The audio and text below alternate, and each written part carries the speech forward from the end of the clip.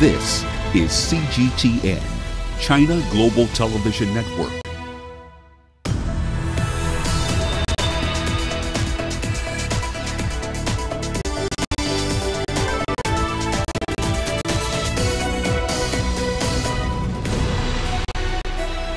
Hello and welcome to Global Business, coming to you live from Nairobi. I am Penina Karibe.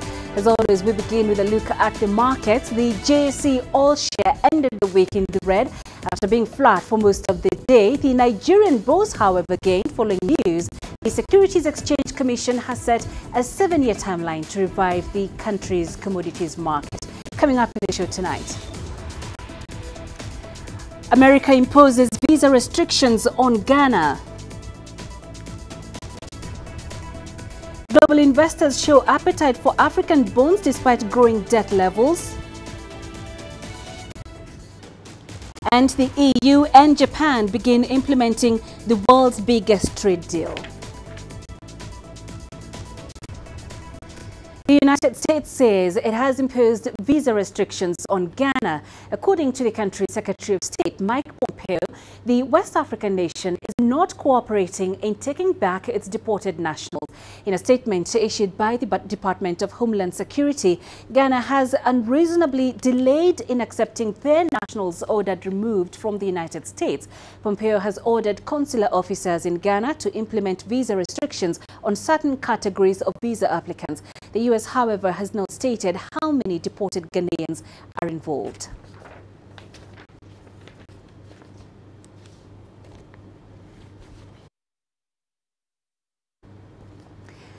Let's cross over live to Giles Gibson in Washington for more on this story. Giles, these sanctions are premised on the U.S.'s accusations that Ghana has failed to repatriate nationals who have been deported. How many nationals are we talking about, and over what period of time?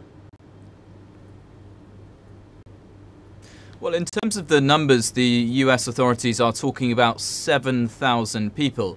The US authorities say that all of these people are guilty of immigration offences. That's things like, for example, abusing the terms of their visa during their stay here in the United States. Now, in terms of the timing of these offences that the United States is talking about, that's slightly less clear. We do understand that the two governments have been talking about this issue for many months now. The US government saying that talks have been going on between the Ghanaian government and the American government since the summer of 2016. How far before that these alleged offences predate that is not entirely clear at this stage.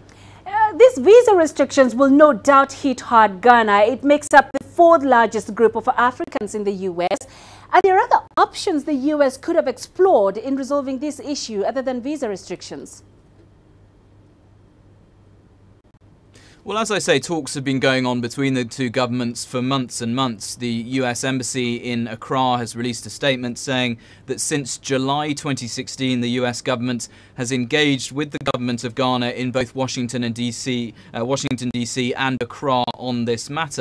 There were actually, in September last year, there were actually reports in the local media in Ghana that some sort of an agreement had been reached. Those reports quoted the Ghana's ambassador to the United States at that time, but it appears that that agreement, perhaps it was close, it appears that never really materialized, and that's what's led to these visa restrictions being announced by the State Department here in Washington. Does Ghana have an option to appeal this decision? Well, the restrictions, these visa restrictions, are coming into place very soon indeed, on the 4th of February. So that's Monday. So really the Ghanaian authorities only have the weekend to try and scramble and try and get this decision overturned. In the meantime, the US Embassy in Accra, they have left the door open to negotiations over this entire issue. They said in that statement that I was just talking about that the United States values its vibrant partnership with Ghana and remains committed to working together with the government of Ghana to resolve the situation. So while these visa restrictions are coming in just a matter of days, there is at least a chink of hope, a chink of light for the government of Ghana that they can try and work with their colleagues at the State Department here in Washington to try to resolve the situation. So, Giles, we know that Ghana was the first stop on First Lady Melania Trump's visit to Africa last year. But how are relations between the two countries? That's right. That was seen as very significant indeed. The fact that the First Lady of the United States chose Ghana as one of just 4 countries that she visited during that African tour that she undertook. The other countries were Kenya, Malawi and Egypt. In terms of previous history of this administration, there is some hope for the Ghanaian government. There is some sense that they could overturn this decision eventually if they work with the American authorities. I mean, you just have to look at example at the very controversial travel ban that was brought in by the Trump administration in their first few months in office. That placed travel restrictions on Sudan. The Sudanese authorities worked with Washington and those restrictions were eventually lifted. So if you're a businessman who's hoping to travel from Ghana to the United States, or a businesswoman over the coming weeks, there is some hope that as these talks go on, that this situation will eventually be resolved. All right, Giles Gibson in Washington, thank you. Now, Sub-Saharan Africa bonds are projected to perform better despite the rapid increase of debt levels in the region. This has diminished prospects of further U.S. interest rate hikes. The U.S. Federal Reserve has announced a 3-year drive to tighten monetary policy, which could support investor interest in Africa's debt market. According to analysts surveyed, Euro bonds have posted impressive returns this year and were generally performing better than other emerging markets. Investment bank JP Morgan has raised its exposure to emerging markets' local bonds and currencies after the Federal Reserve's amicable stance. The International Finance Corporation is celebrating a decade of investing in Africa's fragile and conflict-affected states. The organization, which is a part of the World Bank Group, has invested $8 billion in markets globally, of which $3 billion has been invested in Africa. IFC is now committing to 25 projects worth $327 million in sub-Saharan Africa. Uche Okoronko talked to the IFC's Michelle Botzong about their investment strategy in unstable conflict environments. As you can imagine, fragile and conflict situations are not necessarily the most attractive markets for investors, but that's what we have been trying to do by creating markets in those challenging areas. As you said, we have invested about $3 billion over a decade, and I think this has been progressively growing. And we have covered several sectors. I think one of the most innovative ones has been in the infrastructure sector, particularly in the power sector, where we have arranged the first IPPs in countries like Cote d'Ivoire or Mozambique. We really brought the concept of independent power producers in those countries, helping to address very severe energy generation challenges. And that's, I think, a quite significant achievement. Now it's something that is almost common practice. We see it happening in many other countries. But we are the first one as a lead financier and structured ones to actually develop that in those markets. In addition, we have invested significantly in financial markets. So we have worked with more than 42 banks and financial institutions across the 21 FCS countries in Africa, helping them also to engage with local SMEs. But it's not only big projects and foreign direct investment that we have been facilitating. We're also increasingly trying to work with local sponsors, local investors. And we have good examples, like for example in Madagascar, in sometimes a challenging area, where we have really helped building or rebuilding meat export. Now in 2018, IFC committed to about 25 projects worth about $327 million US in the sub-Saharan African region. What are the specific sectors and nations that we're going to see this funding go to? It really, there's a kind of, there are windows of opportunities. So I couldn't say that we always do the investment in 1 or 2 countries.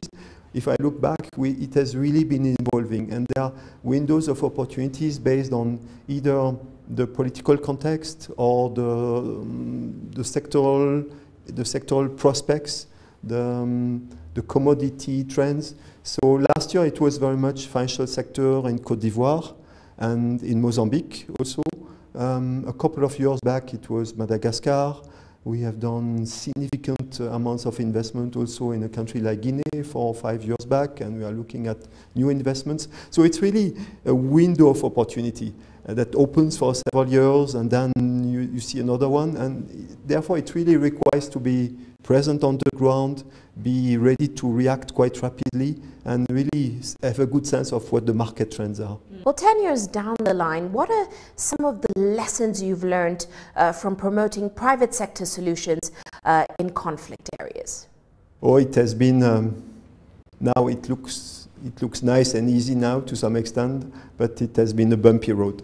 I think initially we were trying to do business there the same way we are doing business in much more developed markets, waiting for clients and sponsors to approach us with a well-packaged project.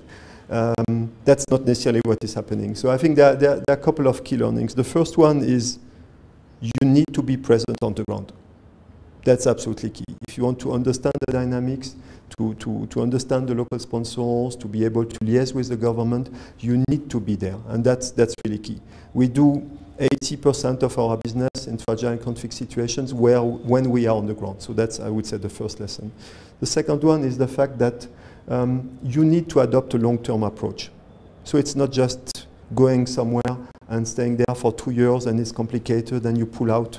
This is not working. I'm sorry. You need to adopt a very long perspective to be able also to weather the ups and downs on the bumpy road. The International Monetary Fund is set to unlock the 5th tranche of Egypt's $12 billion loan package following substantial progress on fiscal reforms which have propelled the country's economic growth to be among the fastest in the Middle East and North Africa. Yasser Hakim has more. The 5th installment should have been released last December. However, there were IMF concerns pertaining to Egypt's economic reforms. The lifting of subsidies on fuel and energy as requested by the IMF has been postponed by the Egyptian officials a few times. There were differences over the total scrap of subsidies. The IMF wants it lifted completely by the end of 2019, while the government wants to push it to 2021 or 2022. The IMF usually sets its conditions when it loans a country, but local officials can make amendments according to the social and political impact of these measures on the country. But after the latest review, the IMF chief has given the green light for the release of the $2 billion tranche. In an official statement, Christine Lagarde said Egypt has made substantial progress as evidenced in the success achieved in macroeconomic stabilization. But Lagarde has urged the government to press ahead with structural reforms that facilitate private sector growth and job creation, as well as measures to increase transparency and accountability. In 2016, Egyptian President Abdel Fattah el-Sisi had embarked on an aggressive austerity plan to rebuild the economy shattered from years of political upheavals. Economic reforms included cuts on subsidies, introduction of new taxes, and floating of the Egyptian pound. Economic growth in Egypt has now reached 5.5%, up from 5.2%, which is the highest in the region. The Prime Minister announced in Davos lately that foreign direct investment in Egypt in 2018 was $8 billion, one of the highest in Africa and the Arab region, at a time when investments have been falling worldwide. These are positive signs that reflect the stability of the economy. The forecasts for the 2019-2020 fiscal year are looking positive as well. The budget deficit is expected to shrink to 7% from 10% the year before, unemployment to drop to 10%, and inflation to hit single digits for the first time in 8 years. The approval to release the 5th installment of the IMF loan has been greeted by officials here as a sign of confidence in the Egyptian economy, hoping it will encourage more foreign investors to venture into the North African country. Yasser Hakim for CGTN, Cairo.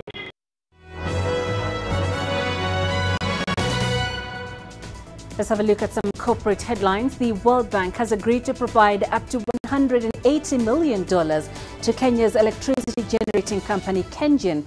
The funds will be disbursed in the form of a risk guarantee, allowing the utility to attract long-term capital for its renewable energy development projects.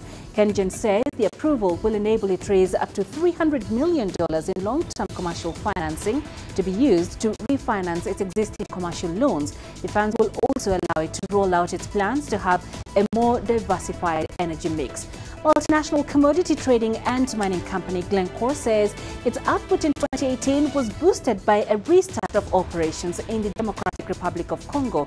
Cobalt production soared 54%, while its copper output rose 11%. Glencore's Katanga mining unit in Congo ramped up in late 2017. The firm has stuck to its 2019 production guidance set out in an update to investors in December. Germany's Deutsche Bank saw its revenue shrink for an 8th straight quarter in the final months of last year, overshadowed by market movements and images of police raiding the bank's headquarters in November. Revenue fell 2.4%. The drop was led by a slump in its key fixed income trading business that did worse than its peers. The CEO said the bank would return to controlled growth, pledging to implement more cost cuts as he seeks to persuade investors that his turnaround plan can produce sustainable profits. And e-commerce giant Amazon has unveiled lower than expected forecasts for its first quarter sales compared to Wall Street estimates. This despite the fact that sales for the holiday quarter hit a record, rising 20%. Shares of the company fell 1.1% on the news. Though the company is still performing well, it is facing some challenges such as uncertainty in India, higher investment spending, slowing growth, and a weaker outlook. And that's a wrap of the corporate headlines.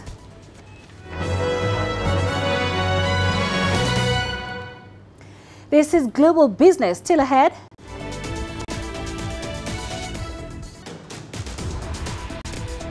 Zimbabwe's Apex Union calls off national strike, but teachers remain adamant.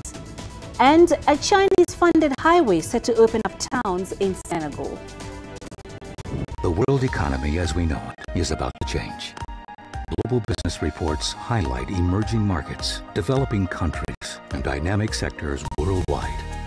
We feature top analysts and newsmakers to provide perspectives on every facet of business. From an on-the-ground perspective, we provide you with balanced and objective assessments. Fast, sharp, and insightful. Global Business. Only on CGTN. Africa is the nexus of enterprise, and Global Business will tell you why it matters. From the mega investment projects to multi-billion-dollar mergers and acquisitions. Africa today collects, just in terms of revenues for taxes alone, $545 billion a year. If you take 10% of that, you devote it to the energy sector, problem solved. All this on Global Business, weekdays at this time on CGTN.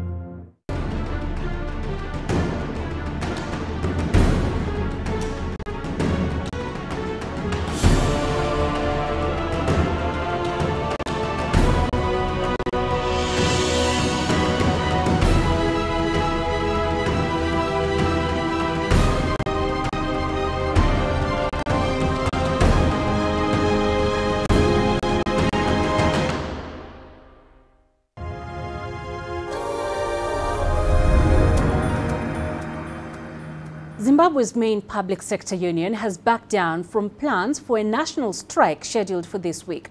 The divided civil servants failed to come up with a resolution on the way forward at the two meetings. However, the country's teachers' union is still planning to go ahead with the planned strike following a deadlock in salary negotiations. They are demanding for a hike in wages to help them stave off the Southern Africa state's soaring inflation. The development comes at a time when Zimbabweans are getting increasingly restless over the country's economic meltdown. Farai Mokutuye is in Zimbabwe's capital, Harare, and joins us live from there. Farai, the Apex Council has now called off the strike, but the divisions run deep. What is causing disagreements? Well, Penina, these divisions are quite historical. The Apex Council accuses the teachers' unions of being funded and sponsored by the opposition to try and destabilize the country, to engage in strike actions, to deliberately frustrate the negotiations that are currently ongoing with the government. The teachers' unions on their part say that the Apex Council is leaning towards the government, that it is deliberately taking their position and taking their side, that the Apex Council was put in place to try and neutralize the teachers' unions and frustrate the demands of ordinary workers. So the position now is that the Apex Council is saying, let's continue this dialogue process, this negotiating process, and see if government will meet its end of the bargain, while the teachers are saying our members are incapacitated, they can't afford to go to work, and therefore will continue with the strike action, which they had begun some 3 weeks ago when the new school term began. So, Farai, what's going to be the impact of that teacher strike, and is there a likelihood the government will buckle under the pressure? Well, Penina, in the past, when that strike action was engaged in about 3 weeks ago, there was a bit of discord.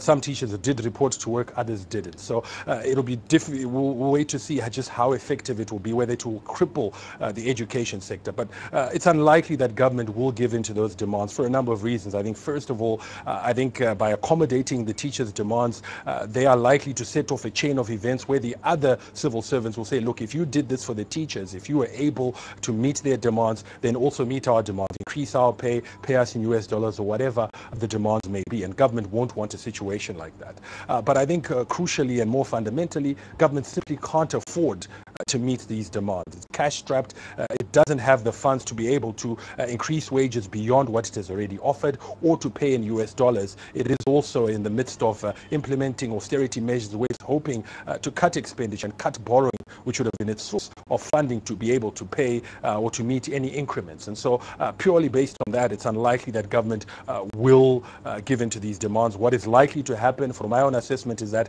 the teachers will go on strike, but will eventually realize that the deal that is on the table may be the best that is on offer and accept it, but look at non-monetary incentives and other packages, for instance, housing stands amongst others, as a way of mitigating and cushioning themselves from the cost of living. And President Mnangagwa cut short his trip to attend to the unfolding crisis in the country. Have those efforts made any progress? Well, certainly the president came back, and in the wake of his return, we've seen a couple of emergency measures that have been put in place. There's been a cost of living adjustment that has been, offered to all civil servants across the board, about 23%, and that is to cushion them from the immediate impact of the increase in the price of fuel. We've also seen public transport, the public bus company laying out buses that are affordable, that are priced below what other private commuter operators are charging, again as an effort to try and cushion civil servants and other members, other workers from these rising costs. I think what the president has spoken about very extensively is his very long-term plan to get Zimbabwe back on track, to create this country a middle-income country by 2030. But what I think most Zimbabweans are looking for now are some immediate solutions, some very quick measures that will mitigate the challenges that they are facing, that will cushion them and enable them to continue to be able to go to work. And I think the president will continue to announce and unveil some of these plans. He's got a rally planned for tomorrow, his first major public appearance since coming back from Davos, and we expect that he will speak directly to some of the economic challenges that are being faced, but also the measures that his government will put in place to ensure that the hardships that people are facing are eased. All right, Farai, thank you very much for that update. Farai Mwakutuya in Harare. And still in Zimbabwe, the town council of the country's capital, Harare, has called for the engagement and involvement of residents and other stakeholders in a bid to manage the city's water and sanitation assets. The council is planning to introduce water rationing to cope with growing demand. Access to clean water and sanitation facilities are basic human rights. However, this is a luxury that is but a dream for most Harare citizens as the town council grapples with service delivery. The situation has been compounded by inadequate rainfall over the years, resulting in dwindling water levels at the main dam. The council is urging residents and other stakeholders to manage the situation. The condition in the situation in the moment when it comes to water, sanitation and hygiene in the metropolitan province is beyond the confines of the local authority, and it requires the interventions of all to come on board and help in the solution matrix of water service delivery. The council is currently pumping 300 megalitres of water per day against a demand of 1,200 megalitres. 50% of this is lost through leakages, and authorities are now opting for a rationing plan. But residents are unhappy with the continued water rationing and at times a supply of poor water quality. Harare's entire water system and treatment plants are in need of extensive rehabilitation. CGTN.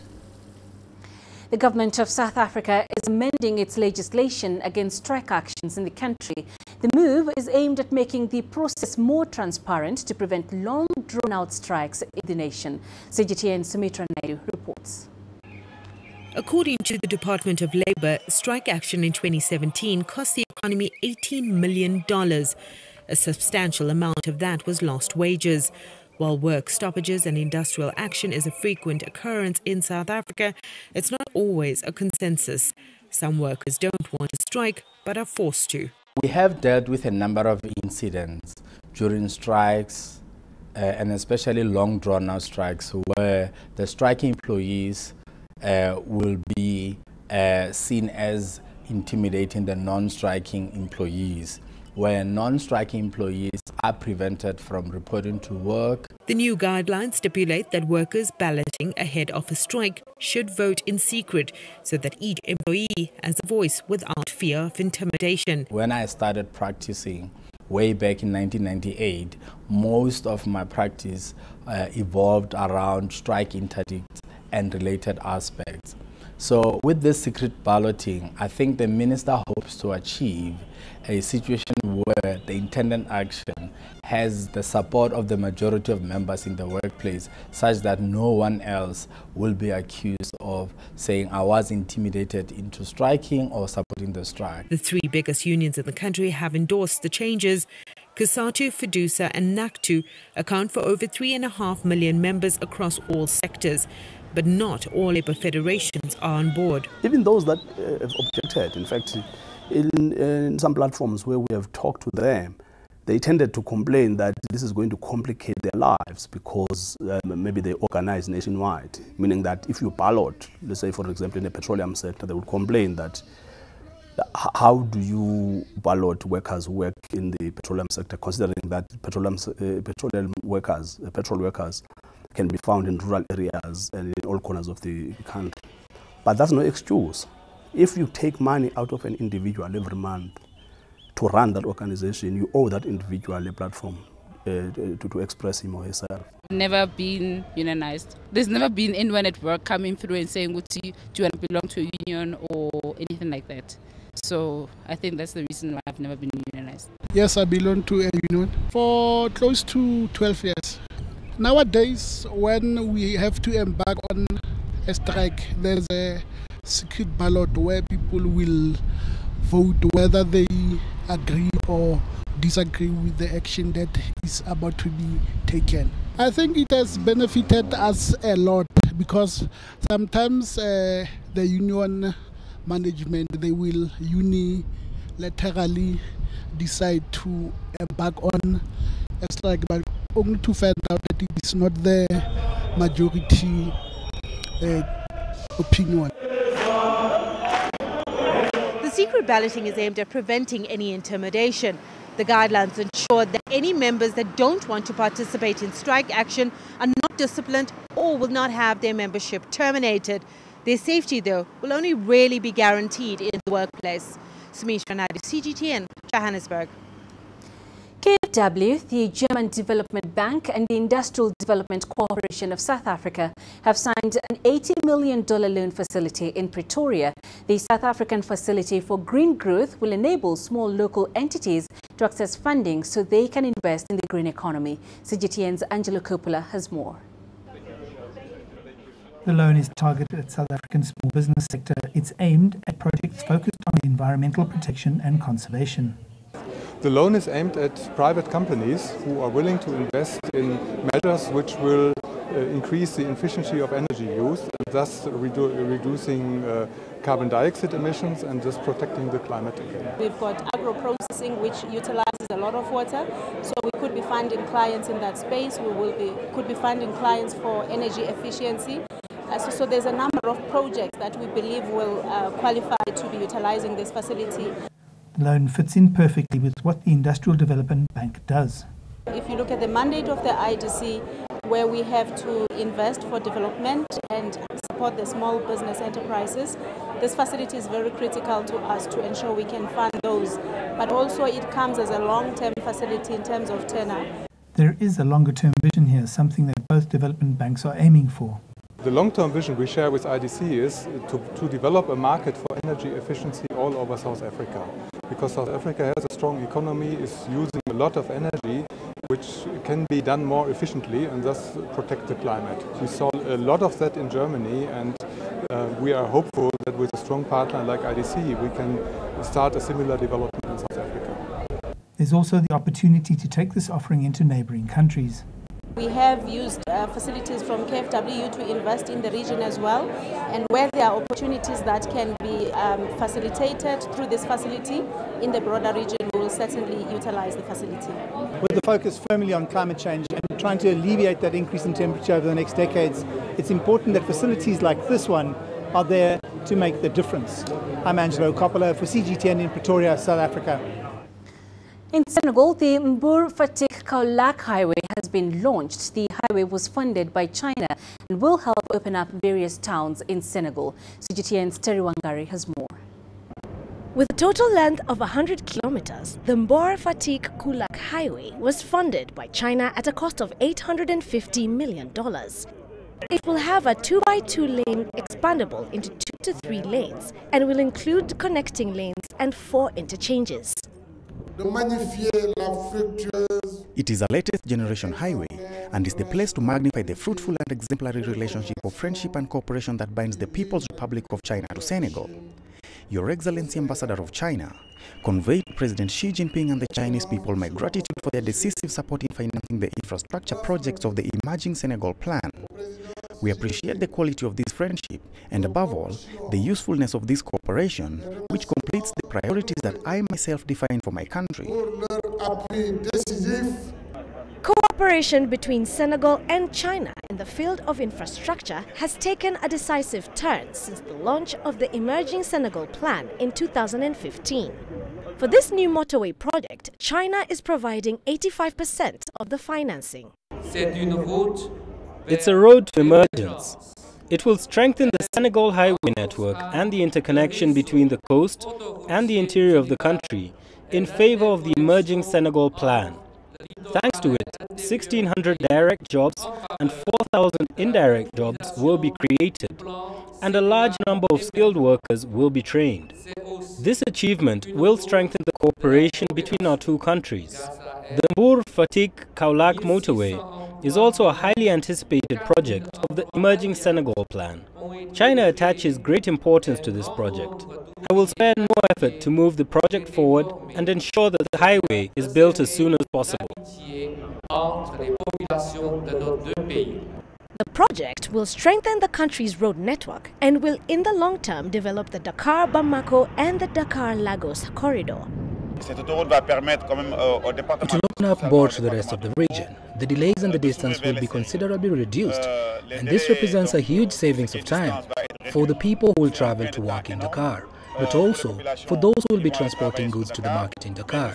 Mbour is also a tourist destination. Therefore, this highway will allow hotels to be connected to the airport and also to the surrounding tourist sites. So it's a gain in all areas, and I think that Mbour will represent a hub with respect to road transport, because from Mbour we'll be able to more easily reach the interior of Senegal and the bordering areas. In recent years, China has contributed to the construction of several road projects in Senegal. According to the Senegalese authorities, the country's road network has expanded from 32 kilometers in 2012 to 221 kilometers in 2019, thanks to Sino-Senegalese cooperation. Terry Wangari, CGTN. You're watching Global Business. Coming up after the break.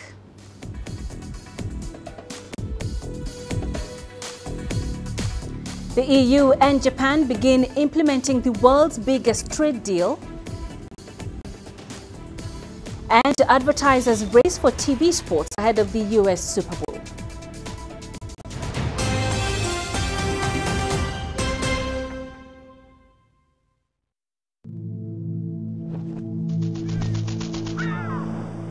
How will your world change today? What happens here? What happens there? Or what you make happen for yourself?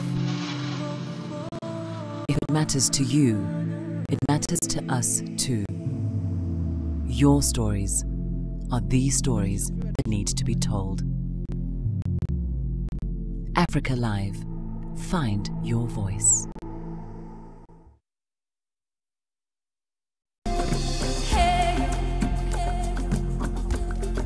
Accra is my kind of city. That's because when I'm here, I feel like I'm back home in Lagos or Abidjan, two of the major cities I grew up in.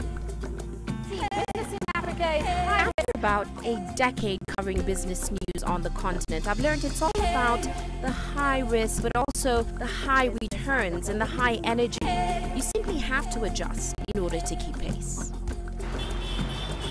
When I started out as a journalist, my dream was to open people's minds to the different perspectives. From the CEO in the boardroom to the trader out in the street, we all have different stories. From Accra to Addis Ababa, from Cairo to Cape Town, and I wouldn't have it any other way.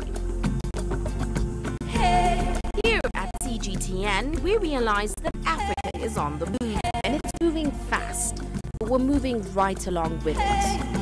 I'm Ucheo Koronkwo, and I'm a business anchor and reporter at CGTN.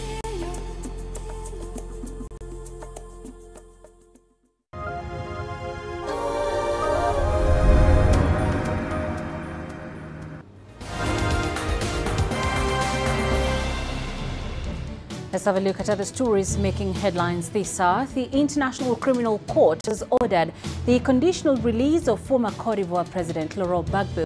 Prosecutors agreed to the conditional release provided the former president is not allowed to return to Cote d'Ivoire. Trial judges acquitted Gbagbo on charges against humanity last month. There was a standoff at the Hague Tribunal on whether the former president should be kept behind bars pending an appeal by the prosecution against last month's acquittal. As Nigeria gears up for elections, there are fears that voting could be disrupted in the northern regions. Boko Haram continues to stage attacks in Borno State, while ethnic clashes between herders and farmers in Benue continue to worry electoral officials. Elections are set to kick off on February 16th in Africa's most populous nation. The United Nations Security Council has renewed sanctions against the Central African Republic. The vote to keep sanctions in place was unanimous. There was also agreement to review lifting of the arms embargo, which has been in effect since 2013. And the United States says it has imposed visa restrictions on Ghana. According to the country's Secretary of State Mike Pompeo, the West African nation is not cooperating in taking back its deported nationals. In a statement issued by the Department of Homeland Security, Ghana has unreasonably delayed in accepting their nationals ordered out of the United States. Pompeo has ordered consular officers in Ghana to implement visa restrictions on certain categories of visa applicants. And that's a wrap of our top stories this hour.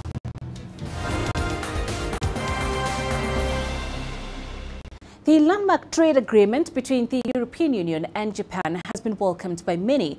However, some in Japan are worried that certain sectors in the country will not be able to compete against the cheaper foreign products. Here's CGTN's Terence Terashima with the details. Japanese welcomed the landmark trade agreements between the European Union and Japan. The agreement that ultimately removed 97% of the tariffs of European goods and 99% applied to the Japanese exports to the EU, opening up the Japanese market to EU agricultural products such as cheese, pork, dairy products and wine, and future opportunities in many other sectors such as financial services, cosmetics and clothing. In turn, tariffs on Japanese cars will be lowered to zero over 8 years and 6 years for electronic appliances, creating an open trade zone of almost 1/3 of the world's total GDP. Tariffs for wine is lifted immediately, but expect to see other products such as cheese, pork, and other European products in the near future. But for the moment, we would like to provide good wine and cheese to Japanese consumers. Japanese Prime Minister Shinzo Abe is eyeing to accelerate other multilateral trade platforms such as the Comprehensive and Progressive Agreement for Trans-Pacific Partnership and Regional Comprehensive Economic Partnership, calling for commitment to multilateral trade and prevent the spread of trade protectionism. However, Japanese agricultural sectors are worried that they will not be able to compete against the cheaper foreign products, not having time to strengthen the competitiveness as the industry was long protected by the government. Experts say Japanese industry may see a large gap between the merits and demerits from the multilateral trade platforms. I guess some farmers may have their worries, but for us consumers, this is good news. This may be a right start for Prime Minister Shinzo Abe promoting multilateral trade, but he's expected to face hard negotiations with the US. Washington is expected to pressure Tokyo to make hard concessions on auto, agriculture and currency exchange under the America First trade negotiations. Terence Hiroshima, CGTN, Tokyo. Let's get more now from Kevin Osbeck, who's live for us from Brussels. Kevin, first off, this deal is being hailed especially for its progressive digital and copyright rules. Take us through some of the key aspects of the agreement. Yeah, not just that, but also the Paris Climate Accord was factored into this. The EU says every new trade deal going forward, it's going to put into consideration the environmental changes it needs to make as well. The big thing here is the EU believes that it is going to boost trade between the two being EU and Japan, by about $40 billion every single year. So we're talking about a very significant hike in terms of the money that EU businesses will save in terms of export taxes to Japan. Well, that's going to be cut by about $1 billion every single year. For consumers on both sides, they're going to see some pretty quick changes. Some goods are going to become cheaper. In Japan, things like French wine are going to be cheaper because they won't have a 15% tax on it anymore. Some European cheeses in Japan are taxed as high as 40%. So those tariffs all gone from this point moving forward. Here on the EU side, what they're going to do is slowly get rid of the tariffs they tack on Japanese cars. So in a few years from now, that 10% tariff that you would now pay here in Europe if you buy a Japanese car, well, that's going to be gone as well. And what is the expected impact of this deal, Kevin, beyond just economics? Well, Jean-Claude Juncker, the president of the European Commission, says this definitely is much more than just economics. This is also about sharing certain values and a political structure with Japan. And think about it, it makes a lot of sense that the EU would want to have a very strong trade relationship with Japan right now because it's number one and number two trading partners, the US and China. It's having an increasing number of issues with. Ever since President Trump moved into the White House, he's slapped tariffs on EU steel and aluminum. He's also chipped away at what was once thought to be an unbreakable transatlantic bond.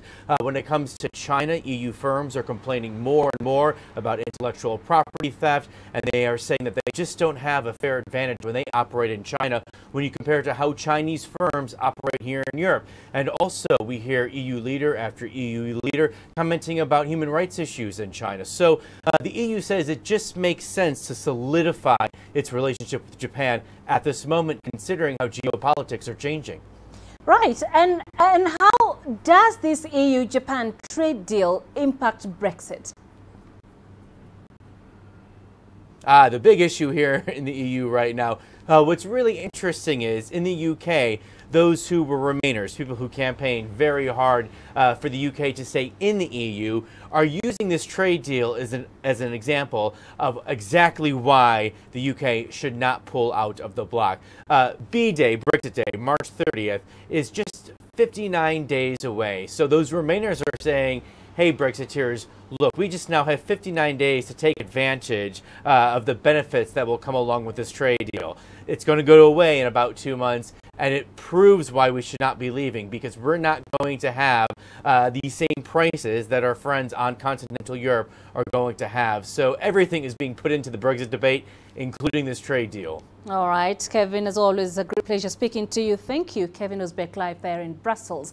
Now, China and the US have wrapped up a new round of trade negotiations in Washington. Delegates from both nations took a step towards a final deal on their economic and trade disputes. US President Donald Trump says he expects to soon meet with Chinese President Xi Jinping to try and finalize a deal to end the current trade war between the two economic powerhouses. Responding to Trump's words, China's foreign ministry said President Xi is willing to maintain close contact with Trump. We noticed that President Trump expressed a willingness to meet with Chinese President Xi Jinping. As President Xi put in his earlier message to Trump, he would also like to keep in close contact with Trump.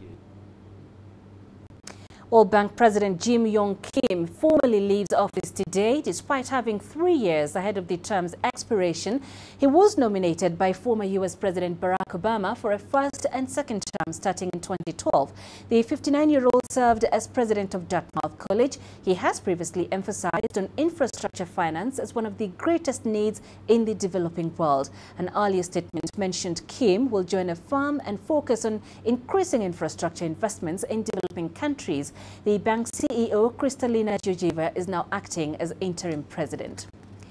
The selection for Kim's replacement in the multilateral financial institution is on. CGTN's Timothy Ulrich has more on how the nomination process has traditionally gone. With the name World Bank, it may be hard to believe the institution's president has been an American citizen. Ever since it was created after World War II, that's always been the case. Economically unscathed, the U.S. became, and since has been, the largest shareholder in the World Bank to provide loans for the reconstruction of war-battered Western Europe. And as a matter of principle, the institution's president has always been a citizen of the largest shareholder and has always been nominated by that country's president. I'm nominating Dr. Jim Kim to be the next president of the World Bank. So I'm grateful to him for his willingness to serve. I do not think that the World Bank could have a better leader. So, thank you. So now we know it'll be an American if the World Bank keeps with the tradition. That narrows it down to around 300 million people. Narrowing that down further, Bloomberg reports sources close to the matter saying the frontrunner is the current Treasury Undersecretary David Malpass. A Trump loyalist and GOP donor, Malpass was the chief economist at investment bank Bear Stearns, just as the bank failed during the 2008 financial crisis. He's noted for remaining optimistic in the housing market in the lead-up to the crash, which have many questioning his diligence. And it comes at a time when World Bank economists are warning of a dire economic situation. Global economy is going through a difficult period. Skies are darkening and we see global economy slowing, risks are rising. But no matter who's nominated, one thing's for certain, they'll have their work cut out for them. Timothy Ulrich, CGTN. The Super Bowl is arguably advertising's biggest stage, with a massive reach of over 100 million viewers. This year's 30-second Super Bowl advertisement is estimated to cost more than $42 million. Forbes ranked Super Bowl as America's most valuable game. The world's largest brewer, Budweiser, won't say how much is spending for nearly 6 minutes of commercials during the Super Bowl. However, we can see from the $42 million US for 4 minutes of advertisement time reported by Kanta Media last year. I think paying $5 million can be a really good investment for your brand if you just want people to see your brand and kind of, recognize who you are. If you're a new brand, there's Expensify is a brand. It's a finance brand that's kind of using its money to get attention. I think it can be a really smart move. Brands hope for a big audience this year. The game's broadcasting media, CBS, said that about 90% of its advertisement time was sold out by early January. CBS also said that 53rd Super Bowl may help the company hit its highest single-day revenue. The Super Bowl has 100 million plus viewers, so it's one way to essentially introduce yourself to half of America. Most of the advertisers are from the entertainment sector, which aims to try and make potential customers become familiar with their products and brand. Disney, for example, also takes out ads to promote its new films 2019. Forbes ranked the Super Bowl as America's most valuable game at over $400 million US. CGTN.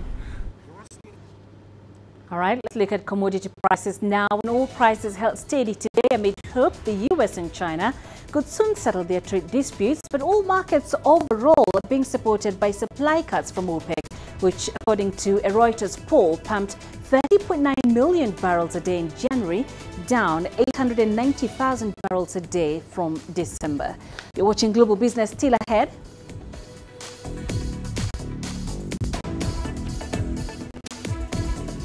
Brexit plans cast a bleak future on UK's $3 billion gaming industry. Images may appear to be identical, but looks can be deceiving. The difference is not always obvious. It has to be discovered. There are always different sides to a story. We put the focus on the details. To see more, to understand better. CGTN. See the difference.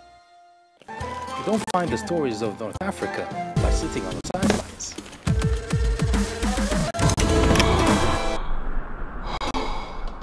No one else will take you where we can in North Africa. And no one else will show you what it's all about.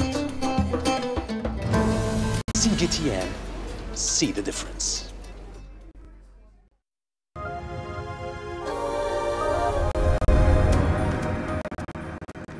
Gaming is a 3.9 billion industry that employs 20,000 people across the UK. Data from 2017 shows EU nationals accounting for 34% of that workforce. However, Brexit is influencing the dynamics of this industry with the ongoing negotiations of an exit. Here's more on that story. UK developers have been quietly churning out video games for decades to great critical acclaim and commercial gain. They created the Lara Croft Tomb Raider sensation and are rolling out even more ambitious projects that can be zapped to phones on next-generation 5G networks. But veterans fear that Britain's planned March 29 split from the European Union could shatter an industry that attracts the world's talent and pushes technological boundaries. I could hire the best people from across the EU and I could bring them over to work with my teams. I can't do that anymore. It's not just whether they'll need visas and work permits, it's also they don't feel quite so welcome. The UK's video game sector is made up of around 2,000 studios employing nearly 20,000 people, more than a third of whom are EU nationals. Worried that they would lose on the top talent, face increased production costs, or see a partial or total relocation of some studios, industry players have launched a campaign called Games for EU. We felt that the games industry didn't have enough representation on this issue, and considering the fact that the industry back before the referendum voted roughly 80% in favour of Remain, we wanted to make sure that their voice was heard. More than 100 studios have signed a petition calling to stay in the European Union. One British developer decided to express his concerns in the medium he knows best, in Not Tonight, released this summer. It's definitely therapeutic, absolutely. It's a lot more important to vote, it's a lot more important to march, write to your ministers and talk about Brexit. But for me, what else could I do? Well, I could make a video game, and I guess it's just part of the process. Around 1,350 of the 2,261 British gaming companies have at least one foreign employee. A no-deal Brexit is a barrier to the UK's role in this, and a negotiated exit could force the UK companies to comply with a new set of EU data rules that carry additional costs and create more bureaucratic hassles. Norma Kugu, CGTN. The Chinese embassy has granted support kits to the youth entrepreneurship program in Burkina Faso. The donation aims to encourage youth entrepreneurs while seeking to advance development and register growth. Here's more on that story. The kit worth $60 each comprised of professional tools and raw materials. They were distributed to 40 of the best students in several training centers in Burkina Faso. The enterprise aims to encourage Burkinabe youth to engage in business. This fund has three objectives. To begin with, we must lay the foundation in the technical field in order to train highly prized masters who possess the expertise and know-how, reinvigorate the enthusiasm of young Burkinabes for vocational training and reassess the prospects in technical occupations in order to trigger industrialization, which nowadays is a fundamental requirement for our country's development. The initiative seeks to catalyze the lack of employment opportunities to the young budding entrepreneurs, offering skills and equality in the industrial sector. The move has been highly welcomed by many beneficiaries of the initiative. I was trained in bakery and pastry. As I was the first in the class, I received materials such as a scale, a board, a bucket and other materials to work with, as well as a refrigerator. It is with great pleasure that I receive these materials. I know it will bring me a lot of benefits. I will start gradually and hope to grow in the future. We thank China for their support. Now that China has thought of us by offering us equipment, it will help us a lot. In computer science, for example, without a computer, there is nothing you can do. According to data from the National Employment and Informal Sector Survey, youth unemployment in Burkina Faso has reached 6.5%. The investment by Chinese partners will seek to foster a pioneering focus on the need to develop skills and training. These are the best training centers scattered throughout the country that have been chosen to reward and encourage. So we thank the Chinese partners who have agreed to invest in this effort. Through these donations, self-employment is developing not only for the beneficiaries, but also for the young Burkinabe who have not had the opportunity to obtain these kits, but who can be employed by those who did.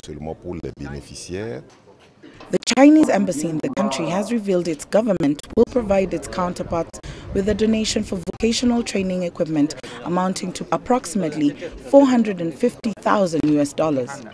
This seeks to establish progressive growth and offer equality among the youth in the country. Saram Kabana, CGTN.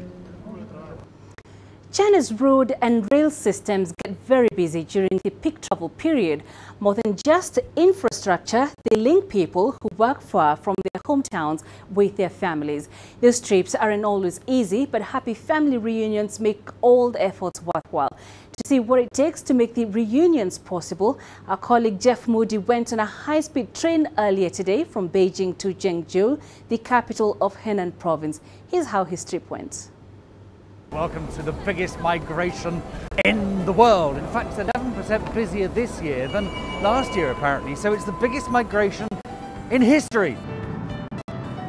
It's been very easy so far. This is the start of my Chunyun. We've got on the train. We're heading down to Zhengzhou. And I have to say, we've now got to 295 kilometers per hour, which is faster than any train in the UK, where I come from, could manage. I mean, in the UK, when the trains run, because they're very often on strike, they do tend to chug along at something like, I don't know, 40 kilometres per hour. But considering that 250,000 people are travelling through Beijing West Station today, they've all got on this train so quickly and so easily. Guanianhao! Guanianhao! There certainly is a good atmosphere here. Where are you going today? I'm going to my hometown Hongshui. That's a part of China, part of Hebei. Okay, and who are you going to see? I'm going to visit my grandparents to celebrate the New Year. Fantastic, and are you going to get lots of red packets? Yes, the more the better. Welcome to Zhengzhou, the capital city of Henan province. Of course, it used to be the agricultural heart of China. Now it's the transport hub of China. Just look behind me. They're great beasts, aren't they? They really are. Here is an empty platform. The reason is everybody that's about to get on the trains that come to this station are right now upstairs in lovely, heated, comfortable areas, in waiting rooms, as it were, with shops, just like at an airport. Interesting. And finally, a look at the currencies. In South Africa's rand was slightly softer against major global currencies today, while the Kenyan shilling firmed against the dollar, weekly due to dollar inflows from diaspora remittances. And that's it for this edition of Global Business. Remember, you can send your feedback to the contacts on the screen and follow us on our digital media platform. I am Penina Karib. Thank you for your company.